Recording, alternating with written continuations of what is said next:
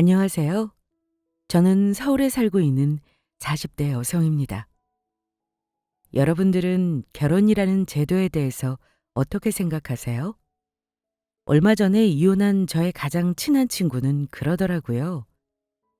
사랑하는 남자와 사랑하는 여자가 만나서 죽고 못 살 것 같던 뜨거운 연애 시절을 보내고 그 시절이 평생 지속될 것이라는 착각 속에서 하는 것이 결혼이라고요. 40대에 접어들어 주변을 돌아보니 그렇게 불타오르는 사랑을 했던 친구들도 이혼을 한 경우가 많아졌습니다. 지난 시절에는 사랑한다는 그 한 가지 이유만으로도 결혼을 할 수 있었는데 시간이 흐르고 나니 사랑은 온데간데 없이 사라지고 정말 수백 수천 가지의 사유로 이혼을 하게 되더라고요. 그렇다면 결혼이 불행해지는 이유가 뭘까요? 저는 개인적으로 독일의 철학자였던 프리드리히 니체의 명언에 동의하는 편입니다. 결혼이 불행해지는 건 사랑의 결핍 때문이 아니라 우정의 결핍 때문이다. 라는 말이요. 저는 예전부터 사람의 마음만큼 변하기 쉬운 것은 없고 사랑의 유통기한은 각자마다 다를 수밖에 없다고 생각해 왔습니다. 그래서 결혼 생활을 지속시키기 위해서는 부부 사이의 사랑 이외에도 우정이 필요하다고 생각합니다. 뜨거운 사랑이 사라졌다고 하더라도 적어도 이 사람과 평생 동안 신뢰와 의리는 지키며 살겠다는 그런 약속 말이에요. 얼마 전 저에게도 사랑과 결혼 생활의 의미에 대해 되돌아보게 되는 인생의 전환점이 생겼습니다. 결혼이 혼자만의 것이 아니듯 결혼 생활도 혼자만의 노력으로 할 수 있는 것은 아니라는 걸 뼈저리게 느끼게 되는 순간이었죠. 오늘 저의 이야기를 여러분들과 나누고 싶어 사연을 보내봅니다. 저는 서울의 어느 산부인과에서 전문의로 일하고 있습니다. 40여 년 전 길다면 길고 짧다면 짧을 제 인생을 돌아보면 여태껏 저는 별다른 문제 없이 평범하고도 평탄한 삶을 살아왔던 것 같습니다. 제 인생의 목표도 지극히 평범한 삶이었고요. 멋모르던 어린 시절에는 남들보다 조금 더 뛰어나고 조금 더 화려하게 사는 것이 목표였던 때도 있었습니다. 하지만 세상에 공짜로 얻어지는 것은 없더라고요. 너무 치열하게 살기 위해 노력하다 보니 중고등학교와 대학 시절 내내 온갖 질병에 시달렸거든요. 스트레스성 위염과 장염은 기본이고 갑상선 기능 항진증에 나중에는 과호흡 증후군까지 오더라고요. 119에 실려갈 뻔한 위기를 몇 차례 넘기고 나서야 저의 인생관은 예전과는 확연히 달라지게 되었습니다. 그저 하루하루 큰 욕심 부리지 않고 남들처럼만 행복하게 살자는 게 제 인생의 목표가 되었죠. 그동안은 학교와 부모의 품이라는 좁은 세상에서만 갇혀 있다가 사회로 나와 보니 주변 사람들이 살아가는 모습도 예전과는 다르게 보였습니다. 의과대학 교수로 남는 것을 목표로 온갖 교수들 잡무에 수발을 들다 뇌출혈로 쓰러진 선배도 있었고 개원을 한 뒤 무리해서 병원을 키우다 파산까지 하게 된 지인도 있었죠. 물론 치열하게 노력하고 들인 공만큼 잘된 경우도 많았지만요. 저도 사람이다 보니 조금만 무리하면 지금보다 더 잘 될 것 같은데? 라는 생각이 순간순간 찾아올 때도 있었습니다. 하지만 그때마다 저를 달래며 이내 마음을 고쳐먹었죠. 내 행복과 건강만큼 중요한 것은 없다고요. 그래서 저는 레지던트 수련을 마친 뒤 자교 병원에서 펠로우를 조금 일하다 학교 선배가 개원한 산부인과에서 페이닥터로 일하게 되었습니다. 분만을 하지 않은 산부인과라 응급수술 같은 일이 없어 특별하게 힘든 부분은 없었습니다. 적당한 강도의 노동과 근무 환경, 감당할 수 있는 정도의 스트레스만이 존재했죠. 병원의 다른 의사들도 같은 학교 선후배 출신이라 서로 사정을 잘 알고 동료애도 끈끈한 편이었어요. 산부인과라고 하면 남들은 저출산 시대에 망해가는 과가 아니냐 일이 너무 힘들지 않느냐 등등의 우려를 하시곤 하는데 저는 오히려 전공을 선택할 때 망설임이 하나도 없었을 만큼 제 일이 좋았습니다. 저는 부부가 아이를 꼭 가지지 않아도 상관없다고 생각하는 주의지만 아이를 낳는 기쁨 역시도 부부만이 누릴 수 있는 인생의 축복이라고 생각했거든요.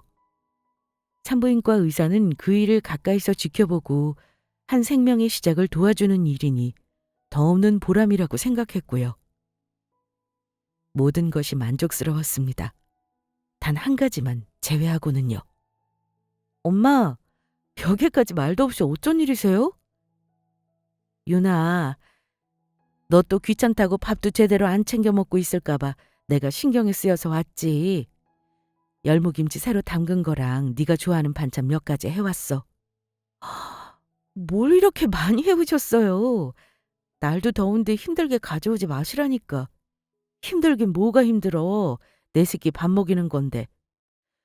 그나저나 김서방은 오늘도 늦는다니? 네, 퇴근하고 회식이 좀 있대요.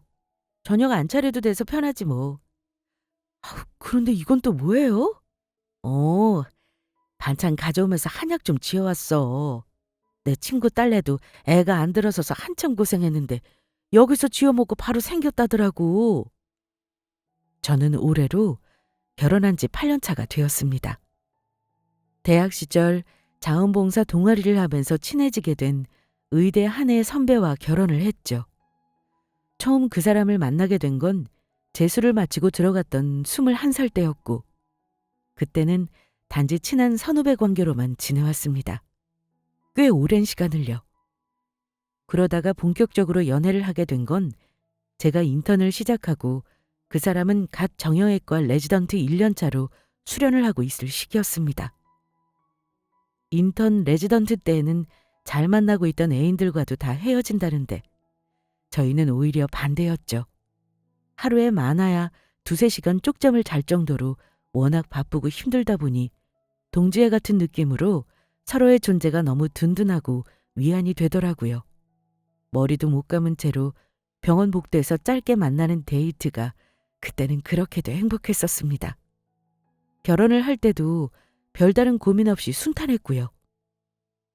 지금 생각해보면 결혼하기 전의 모습이 결혼 후에도 영원할 거라고 믿고서 무려 60~70년이란 까마득한 세월을 함께할 약속을 한다는 건 정말 엄청난 도박이나 마찬가지인 것 같습니다. 오로지 사랑에 빠져있는 그 시절에만 할 수 있는 인생을 건 도박이요.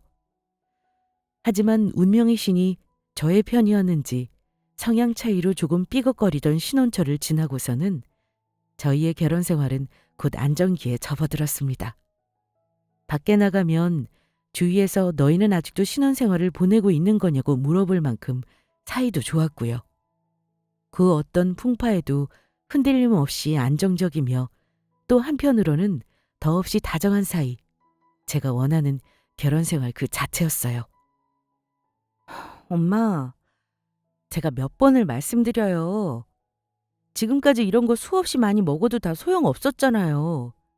엄마 딸이 산부인과 의사예요. 제 몸은 제가 아니까 앞으로 한약 같은 건 그만 지어오세요. 얘는 그래도 뭐라도 해봐야지.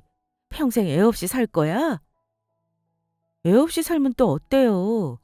요즘은 아님도 많지만 아닌 부부들도 일부러 아기 안 낳고 둘이서만 잘 살아요. 거기다 김서방도 아이 필요 없대요. 애 없어도 지금까지 저희 두 사람 사이좋게 잘만 지내고 있고요. 아우, 말도 안 되는 소리 좀 그만해. 낳을 수 있으면 당연히 낳아야지. 할 수 있는데 왜 안 낳아? 너랑 김서방이 돈이 없어서 못 낳는 것도 아니고 지금이야 사이가 좋아도 나중에 나이 더 들어봐라. 외로워서 어쩌려고 그래? 부부가 살다 보면 이런 일 저런 일 생기고 항상 사이가 좋기만 할 수가 없는 법이야. 그래도 아이가 있으면 같이 아이 키우는 정으로라도 끝까지 사는 거고. 제 평탄한 결혼 생활에 단 한 가지 문제가 있다면 바로 이것이었습니다. 남편과 저 사이에 아이가 생기지 않는다는 점이요. 솔직히 저에게는 큰 문제는 아니었어요. 물론 평범한 가정이 목표였던 저에게 처음부터 아이가 생기지 않는다는 사실을 받아들이는 게 쉬운 일 말은 아니었습니다. 더군다나 산부인과 의사가 정작 본인의 아이는 낳지 못한다는 주위의 편견도 스트레스로 크게 작용했고요. 하지만 아기는 혼자서 만들 수 없는 것이잖아요. 부부 중 한 사람에게만 문제가 있어도 혹은 두 사람 모두에게 아무런 문제가 없어도 임신은 쉬운 일이 아니었으니까요. 그래서 어느덧 결혼 8년 차가 지나고 있는 이제는 이 모든 현실을 받아들였습니다. 처음에는 좀처럼 아이에 대한 미련을 버리지 못하던 남편도 이제는 아이 없이 사는 미래에 대한 이야기를 어렵지 않게 꺼낼 만큼 마음의 안정을 되찾은 것 같았고요. 다만 그 현실을 양가 부모님께도 납득시키는 건 쉽지 않은 일이었죠. 그렇게 아이를 낳아야 한다고 닥달하시던 시부모님은 어느 순간부터는 그 화제를 피하시는 눈치였습니다. 하지만 저희 엄마는 아직도 미련을 버리지 못하고 계시죠. 자식 하나 없이 혼자 늙어갈 딸이 너무 걱정되신 모양이었어요. 저도 물론 저희 엄마의 마음은 이해하지만 안 되는 일을 어쩌겠어요. 그저 엄마도 하루빨리 저나 제 남편처럼 포기하시기를 바랄 뿐이었죠. 오늘 장모님 다녀가신 모양이네. 미안해 여보. 밤늦게 회식을 마치고 돌아온 남편이 엄마가 기어코 두고 가신 한약 박스를 발견하고는 저를 껴안으면서 위로하더라고요.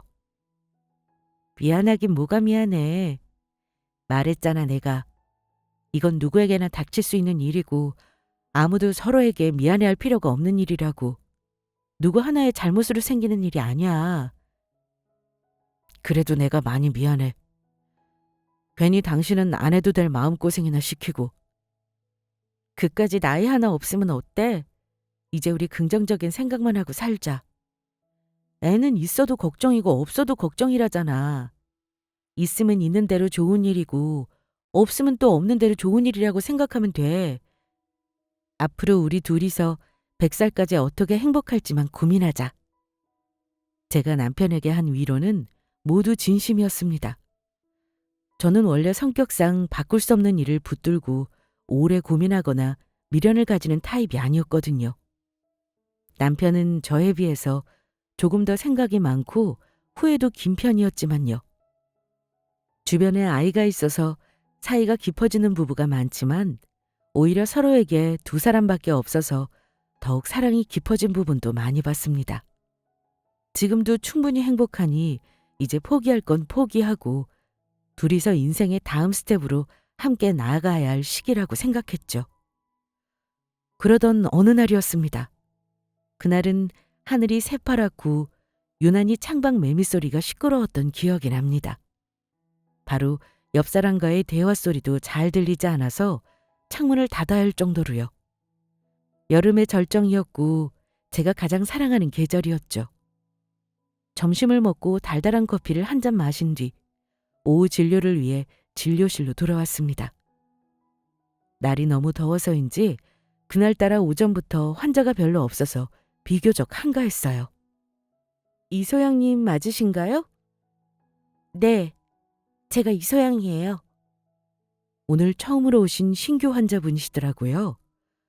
저는 보통 사람들보다 얼굴을 잘 기억하는 편이라 차트를 보지 않고도 알 수 있었습니다. 한눈에 봐도 상당히 어려 보이는 얼굴의 여성분이셨어요. 처음 오신 것 같은데 오늘 어떻게 오시게 되셨죠?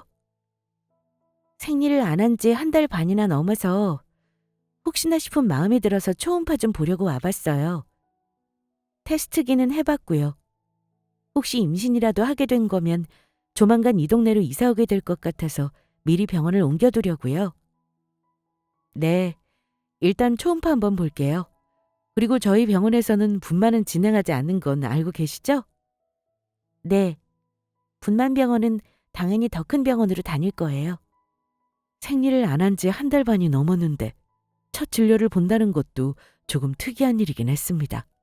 물론 생리주기가 불규칙적인 분도 많이 계셔서 예단할 수는 없었지만 보통 한 달 반이나 생리가 미뤄졌는데 병원을 이제야 처음 오는 분은 많지 않으시거든요.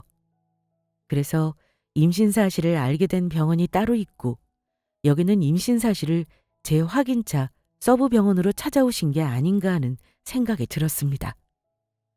분만병원과 평소 다니는 산부인과를 따로 다니는 경우도 흔한 일이지만 평소 진료를 보는 병원과 그 사이사이에 진료를 보는 서부 병원을 따로 두는 경우도 흔한 일이었거든요. 특히 임신 초반에는 2주 뒤에 오라고 말씀을 드려도 불안하다며 이 병원 저 병원 옮겨 다니며 확인을 하는 경우도 많으시고요. 엄마가 되는 그 불안감은 저도 충분히 이해하고 있기에 별다른 내색 없이 검사를 시작했습니다.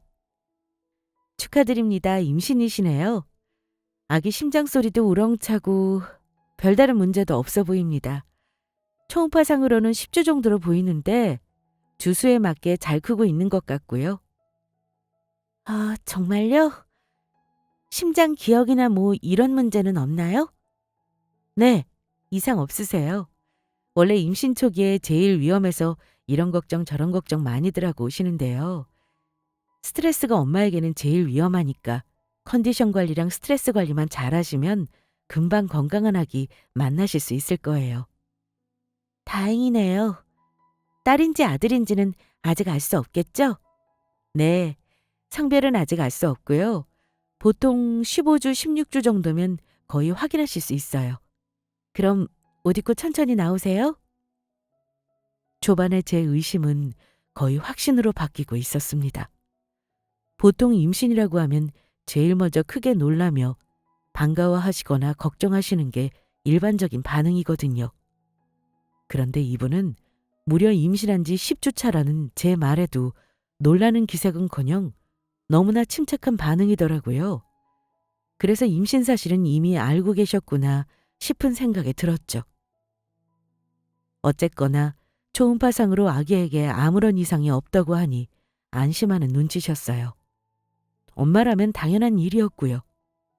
이분은 차트상으로는 만 25세의 나이인 여성분이었는데 요즘 초산이 점점 늦어지는 점을 감안하면 오히려 엄청나게 이른 임신이라고 할 정도였어요. 저도 이 나이대에 임신부를 진료하는 게 정말 오랜만일 정도로요. 자리에 앉아 진료 차트를 기록하고 있으니 곧 옷을 갈아입고 나와 맞은편에 앉으시더라고요. 이제 2주 뒤에 또 방문하시면 될 것 같습니다. 혹시 다른 거 더 궁금한 점 있으세요? 네, 궁금한 게 있는데 선생님은 혹시 아이가 있으세요? 아니요, 저는 없습니다. 좀 뜻밖의 질문이었죠. 경우에 따라서는 무례하다고 느낄 수도 있을 질문이었고요. 하지만 사실 이런 질문을 하시는 분들이 종종 있기는 했어요. 마치 수의사가 반려견을 키우면 강아지를 더 잘 볼 수 있다고 여기는 것처럼 담당 산부인과 의사가 아이가 있으면 임신부를 더 잘 진료할 수 있다고 여기시는 것 같았어요. 그런 이유로 실제로 남자 의사보다 여자 의사를 더 선호하시는 경우도 많았고요. 물론 저 역시도 처음에야 이런 질문들이 당혹스러웠습니다. 아이를 갖지 못하는 상황에서는 더더욱 불편한 질문이었죠. 하지만 이것도 반복되다 보니 이제는 아무렇지 않게 웃으며 답변할 수 있는 정도가 되었습니다. 아, 그러시구나. 그냥 궁금해서요. 저는 제 남자친구가 워낙 아기를 갖고 싶어 해서요. 조금 특이한 점이라면 이런 질문을 할 정도라면 담당 의사인 제가 아이가 없다고 했을 때 조금 실망하거나 꺼리는 반응이어야 하는데 오히려 좋아하시는 것 같다는 느낌? 거기다 남편이 아니라 남자친구라는 지칭도 조금 생소했죠. 하지만 요즘 워낙 혼전 임신도 많고 이 여성분의 나이를 고려했을 때는 더더욱 있을 수 있는 일이라고 생각했습니다. 네, 더 궁금하신 점 없으시면 2주 뒤엔 수요일에 뵙겠습니다. 그리고 그때 맞은편에서 들려온 얘기는 제가 귀를 의심할 만한 내용이었습니다. 제 뱃속의 아기가 당신 남편 아기예요. 네? 못 들으셨어요? 이 아기 당신 남편 김문호 씨 아기라고요. 그 사람이 제 남자친구고 이제 제 뱃속에 이 아이 아빠가 될 거고요. 귀에서 종소리가 울리는 느낌 아세요? 댕하고 망치가 아니라 마치 머리로 종을 들이박는 듯한 느낌이요. 순간적으로 이 상황을 이해가 되지 않아서 저는 맞은편에 앉은 여자에게 천천히 되물었습니다.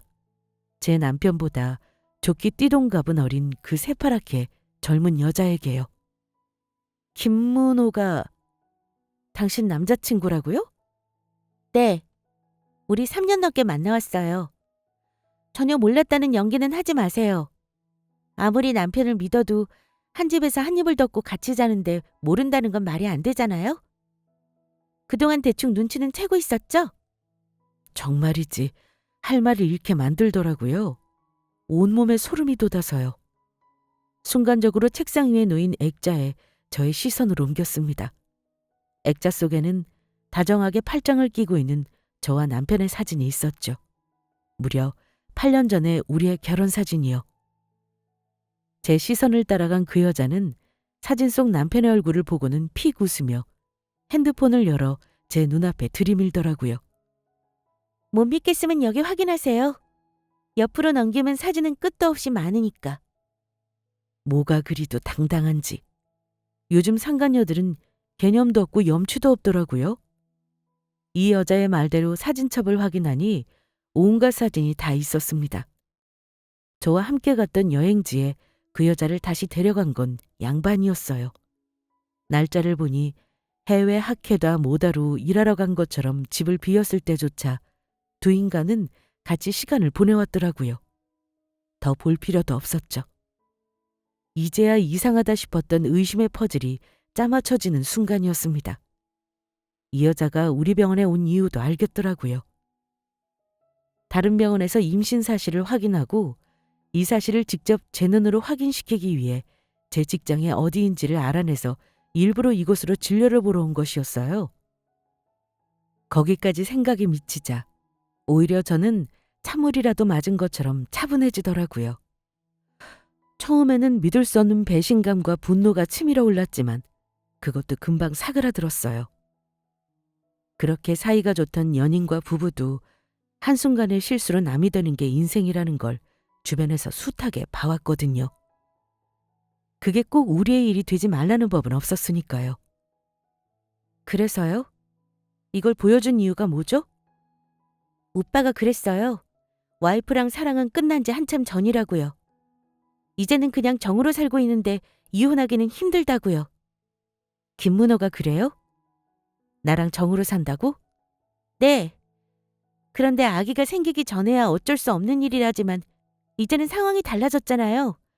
오빠가 아기를 얼마나 원하는지 그쪽도 알지 않아요? 그쪽이랑은 그렇게 애써도 안 생기던 오빠 아기가 생겼는데 양심이 있으면 그쪽이 물러나는 게 맞지 않을까요? 오빠랑 저랑 결혼해서 이 아이 키울 생각이에요. 그 말을 듣고 저는 하마터면 웃다가 이를 깨물 뻔했습니다. 처음에는 저도 웃음을 참으려고 했는데 이게 마음처럼 쉽게 안 되더라고요. 결국 진료실이 떠나가라 웃었죠. 제가 웃는 걸 보고 기분이 상했는지 얼굴을 잔뜩 찡그린 상간녀가 되물었습니다. 뭐가 그렇게 웃겨요? 지금 비웃는 거예요? 아, 미안해요. 내가 원래 웃음을 좀 못 참는 편이라. 뱃속의 아기 김문호 아기 아니에요. 무슨 헛소리예요? 당신도 방금 전에 두 눈으로 똑똑히 확인했잖아요. 오빠랑 저랑 둘이서 살림을 차리든 뭘 하든 내 알 바는 아니고. 그런데 다른 건 몰라도 그 애가 김문호 애가 아닌 건 확실하다고요. 지금 부정하고 싶은가 본데 김문호 씨애 맞다고요. 아, 몰랐나 본데 당신네 오빠 김문호 씨는 무정자증이에요. 무슨 짓을 해도 아기는 가질 수가 없다는 뜻이죠. 웃다가 기침까지 날 뻔해서 저는 자리에서 일어서서 정수기에서 냉수를 떠왔습니다. 그참에 밖에 환자가 밀려 있는지도 확인했고요. 얘기가 길어질 것 같았는데 다행히 뒤에 있던 대기 환자분들은 다른 진료실로 들어가셨더라고요. 자리로 돌아오자 그 여자는 눈에 핏발이 잔뜩 선 채로 제게 손가락질을 해댔어요. 진짜 소름 끼치는 여자 아니야. 어떻게 그렇게 심한 말을 할 수가 있어요? 무슨 근거로 그런 헛소리를 짓거리는 거예요? 거짓말도 이렇게 지독하게 하니까 오빠가 아주 와이프라면 치를 떨지. 3년을 넘게 만났다면서 그런 얘기까지는 안 했나 보죠? 내 말 못 믿겠으면 직접 가서 물어봐요. 그 인간한테. 무정자증인 건 본인이 누구보다 더 잘 알고 있을 테니까. 그 여자는 제 말에 온몸을 부들부들 떨면서 한참 소리를 질러대더니 곧 핸드폰과 가방을 챙겨 진료실 밖으로 뛰쳐나갔습니다.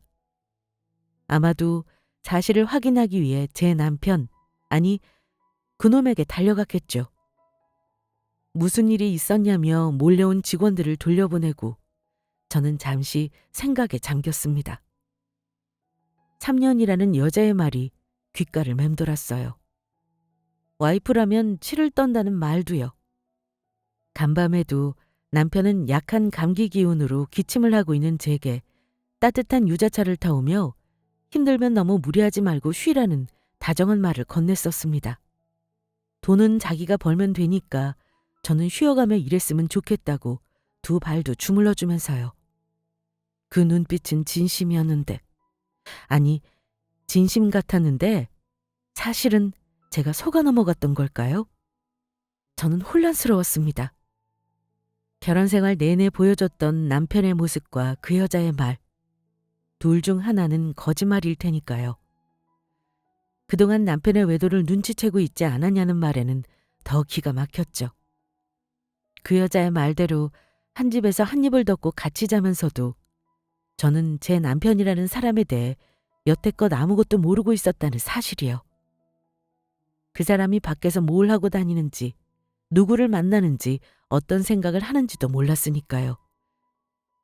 사랑하면 무슨 일이 있어도 서로를 믿어주는 거라던데 내 사랑이 부족하지 않았던 게 나의 잘못이었을까요?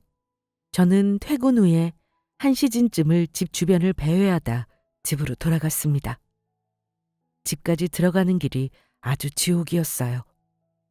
집에 가니 먼저 퇴근을 한 그 인간이 소파에 앉아 저를 기다리고 있더라고요. 무슨 변명을 할지 기다리고 있는데 들려오는 말은 한마디도 없었습니다. 저는 그렇게 한참을 더 기다리다 결국 참지 못하고 물었어요. 입이 있으면 뭐라도 말을 해봐. 언제까지 속일 생각이었니? 미안해. 어쩌다 보니 그렇게 됐어. 그러려고 한 건 아닌데 나도 어쩔 수가 없었어. 그러려고 한 게 아니긴. 그 여자랑 만난 지 벌써 3년도 넘었다며? 연기는 집어치우고 하고 싶은 말이나 해. 그러자 한참을 더 제 눈치를 살피던 그 인간이 제게 말을 했습니다.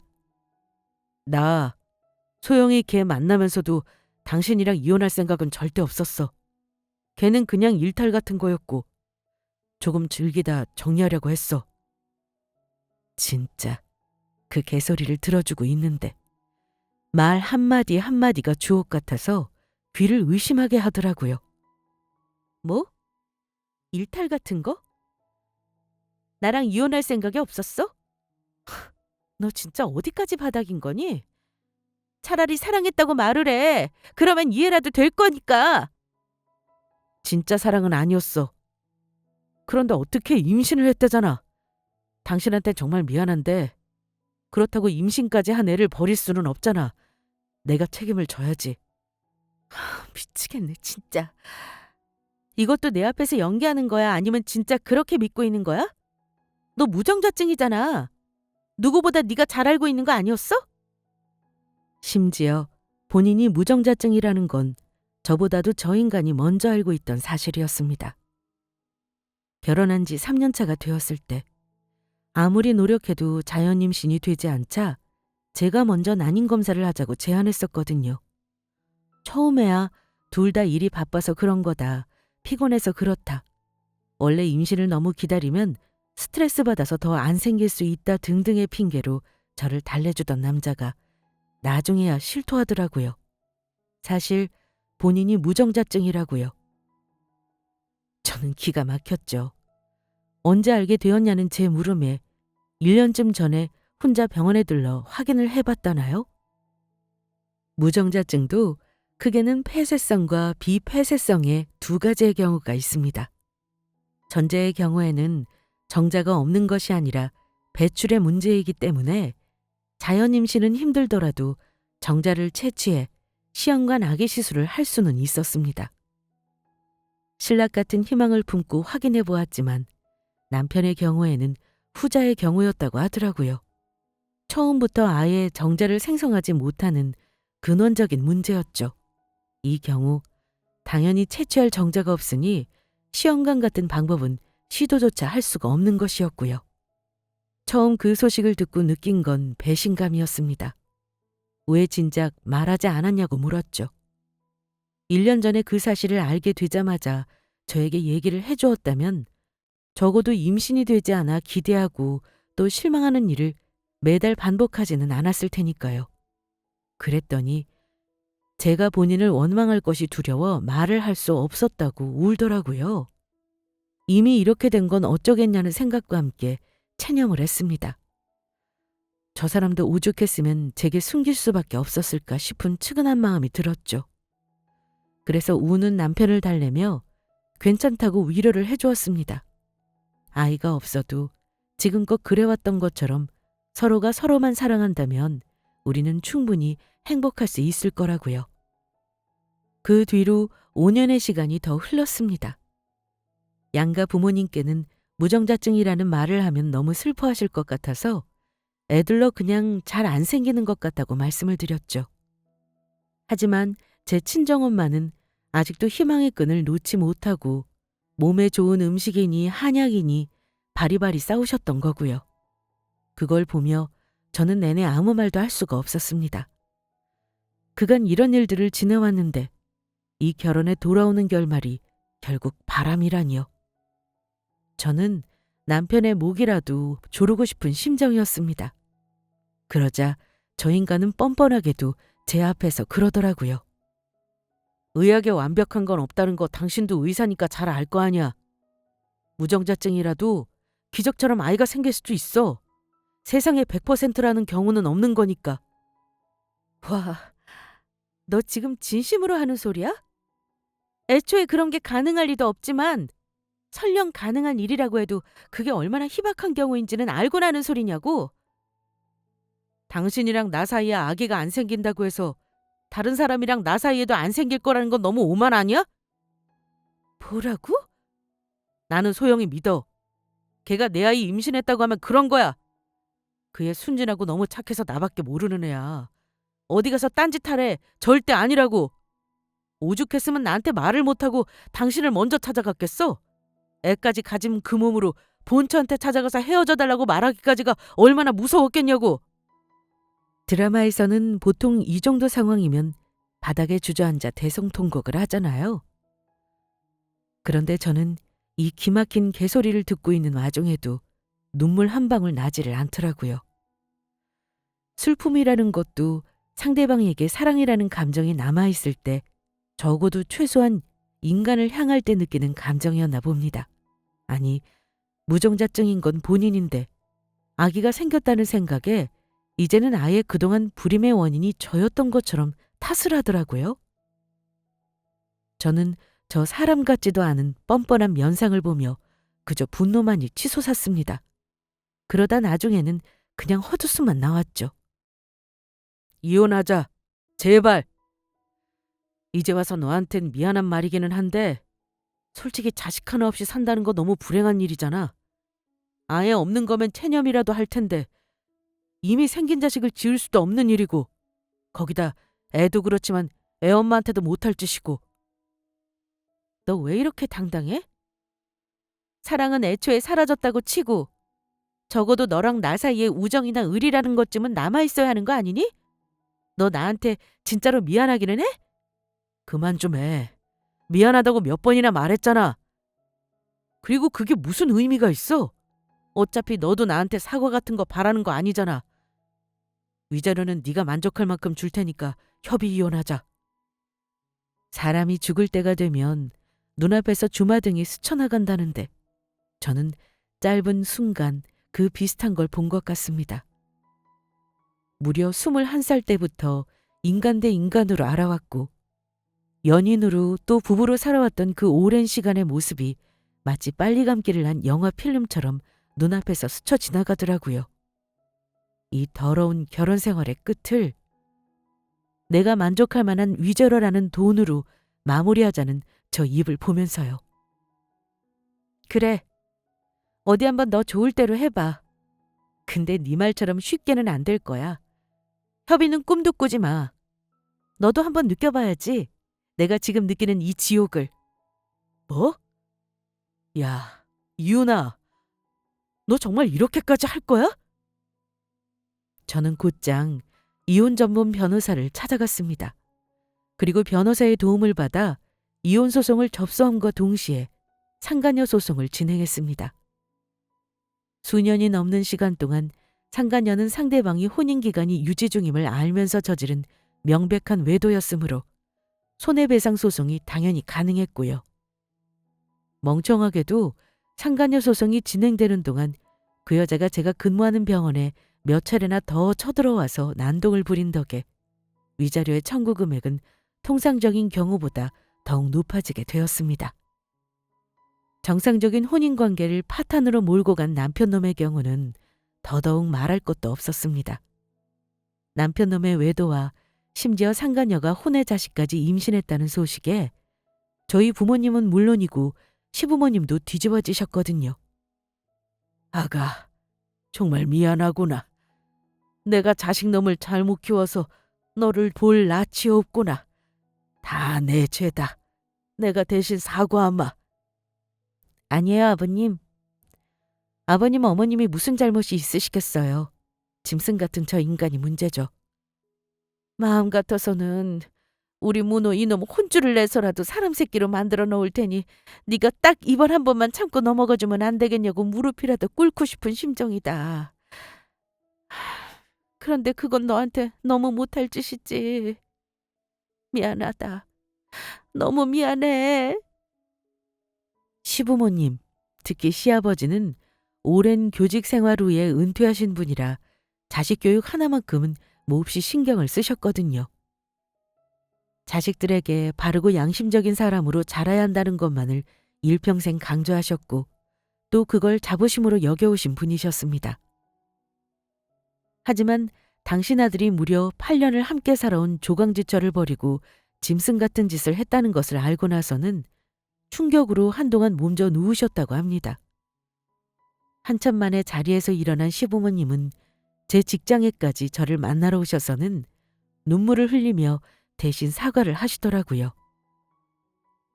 그 모습을 지켜보는 저 역시도 마음이 너무 아팠습니다. 그간 제게는 친부모처럼 저를 딸처럼 잘 대해주셨었거든요. 아마도 앞으로도 저희는 그런 관계로 지낼 수 있었을 거고요. 이 모든 행복을 깨트리게 된 건 그 인간 말대로 아주 사소한 일탈이었죠. 일탈을 시작할 때에는 그 사소한 부정행위가 눈덩이처럼 불어나 오늘의 참혹한 결과까지 오리라는 걸 꿈에라도 상상이나 했을까요? 저는 이혼 소송을 통해 위자료와 그간의 기여분을 통한 재산 분할을 받아냈습니다. 그리고 그 여자에게 걸었던 상간녀 소송으로는 위자료 청구 금액 전부와 소송 비용 전부 부담이라는 결과도 받아냈고요. 부부이기 이전에 그 인간과 저는 학교 선후배인데다가 제 직장 역시도 선후배로 엮인 사이라 소문은 마치 날개를 단 것처럼 빨리 퍼져나갔습니다. 저에게도 남편이 바람을 피워 혼외 자식까지 만들었다는 소문이 결코 좋을 리가 없었어요. 하지만 남편놈과 상간녀에게는 그야말로 치명적인 소문이었죠. 남편놈은 저와 헤어진 후 상간녀와 살림을 차렸습니다. 그 와중에 뻔뻔하게 결혼식까지 올렸더라고요. 나중에 알게 된 사실인데 시부모님은 상간녀와의 결혼을 끝내 반대하셨고 개원을 준비하려던 남편에게 빌려주기로 하셨던 자금을 모두 없던 일로 하셨다고 합니다. 너 같은 짐승을 낳아 조상님을 뵐 낯이 없으니 부모 자식 간의 인연도 끊자고 하셨다고요. 거기다 상간녀의 부모 역시도 세상 부끄러워서 얼굴을 들고 다닐 수가 없다며 인연을 끊었다고 하고요. 결국 불륜으로 맺어진 결혼식에는 양가 부모도 친지도 없이 달랑 몇 명의 친구들만 참석한 채 끝났다고 합니다. 그리고 아무래도 주위의 시선 때문에 계속 살던 곳에 거주할 수가 없어서 직장과도 본가와도 한참 먼 동네에 집을 잡았다고 하고요. 저는 그 꼴을 가까이서 볼 일이 없으니 차라리 잘 됐다고 생각했죠. 어차피 가까이 산다고 해도 제가 이사 갈 생각은 없었으니까요. 살던 아파트를 처분하고 저 역시도 새 아파트를 구해 이사를 나갔습니다. 지난 8년의 세월도 아까워 죽겠는데 같이 살던 아파트에 계속 살다가는 지나온 온갖 더러운 일들이 계속 떠오를 것만 같았거든요. 그렇게 새로운 보금자리에서 새로운 마음으로 제2의 인생을 시작했습니다. 친정 부모님도 처음에는 일방적인 사유로 겪게 된 딸 자식의 이혼에 많이 가슴 아파하셨지만 금방 마음을 추스르고 저를 위로해 주셨어요. 사실 저는 당사자로 겪은 일이지만 워낙 이런저런 일에 잘 휘둘리지 않는 성격인데다 안 되는 것은 포기가 빠른 타입이라 마음에서 놓는 일도 그리 어렵지 않았습니다. 다만 아무 죄 없는 저희 부모님께 상처를 드린 것이 오래도록 마음에 남았을 뿐입니다. 이미 엎질러진 물은 주워 담을 수 없는 일이잖아요. 앞으로도 이전보다 더 행복하게 잘 사는 모습을 보여드리는 것만이 제가 할 수 있는 최선이라고 생각했어요. 그리고 최선을 다해 하루하루를 즐겁게 살고 있었고요. 한편 그렇게 지내고 있던 어느 날 저는 산책을 나왔다가 아파트 입구에서 서성이는 전 남편 놈을 발견했습니다. 이혼 소송 이후로 저 면상을 보는 게 거의 1년 만이었어요. 아마 주위 선배들에게 수소문해서 제가 이사한 곳을 알아낸 모양이었습니다. 그놈은 저를 발견하고는 반갑게 달려와 인사를 하더라고요. 설마 우리가 여기서 마주친 게 우연은 아니겠지? 우연 아니야. 나 당신 찾아온 거야. 이사 온 곳 알아내느라 많이 힘들었어. 무슨 헛소리를 하려고 또 찾아온 건데? 용건만 빨리 말하고 빨리 꺼져. 다시는 찾아오지 말고. 당연히 이 상황에서 제 입에서 좋은 말이 나올 리가 없잖아요. 저는 눈도 마주치는 것이 끔찍해서 고개를 돌리고는 팔짱을 낀 채 말했죠. 이런 저의 반응을 예상했다는 듯 갑자기 그 인간이 바닥에 무릎을 털썩 꿇더라고요. 여보, 유나야. 진짜 미안해. 내가 정말 미친놈이었나 봐. 내가 어떻게 당신을 놔두고 바람을 필 생각을 했을까? 지금 뭐 하는 거야? 얼른 안 일어나? 내가 사랑하는 건 당신밖에 없더라고. 나도 이제서야 깨달았어.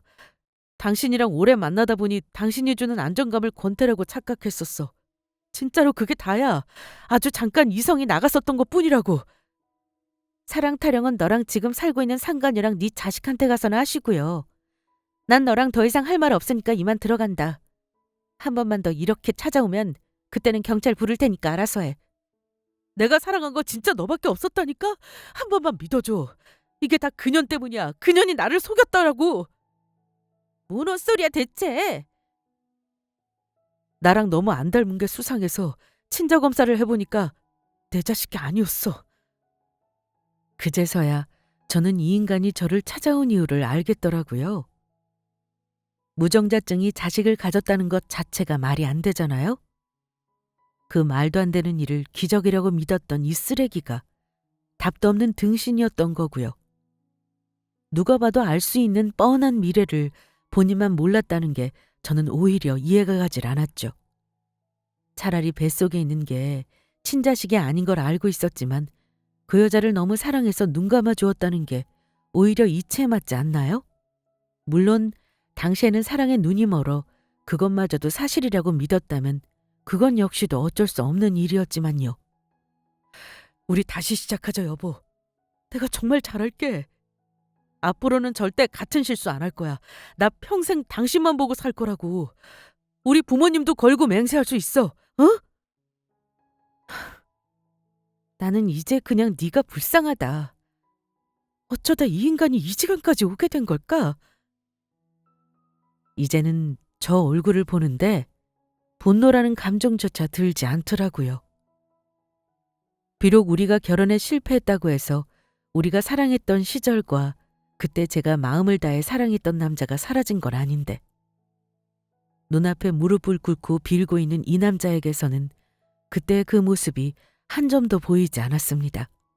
다만 저 얼굴에게서 아무것도 몰랐던 지난날의 저의 모습이 스쳐 지나갔습니다. 저는 적어도 제게 신의를 지키며 살 수 있을 것 같은 남자를 만나 결혼을 했었습니다. 그렇다고 믿었죠. 하지만 그 결혼은 어떠한 이유로든 결국 깨지고 말았고요. 한때 사랑했던 사람의 배신에 제 영혼이 부서지는 것처럼 아팠죠. 왜 이렇게 되어버린 걸까 자책도 많이 했고요. 하지만 이제는 알게 되었습니다. 이 모든 일들은 절대 저의 잘못이 아니라는 사실을요. 단지 결혼할 때에는 영혼을 맹세하고서는 부부로 사는 그 찰나의 순간도 견디지 못해 사랑도 신의도 저버린 상대방의 잘못이라는 것을요. 결혼이 실패했다고 해서 그 사람을 믿고 선택했고 부부로 최선을 다해 살아왔었던 제 인생마저 송두리째 사라지는 것이 아니라는 사실도요. 저는 제 인생을 돌이켜 한 점 부끄럼도 없이 당당할 수 있었고 그렇기 때문에 그 어떤 미련이나 후회도 남기지 않을 수 있었습니다. 이제는 두 번 다시는 뒤를 돌아보지도 않을 거고요. 혹시 저와 같은 지옥을 맞이했거나 지나오고 계신 분들이 있다면 꼭 이 말을 해드리고 싶었습니다.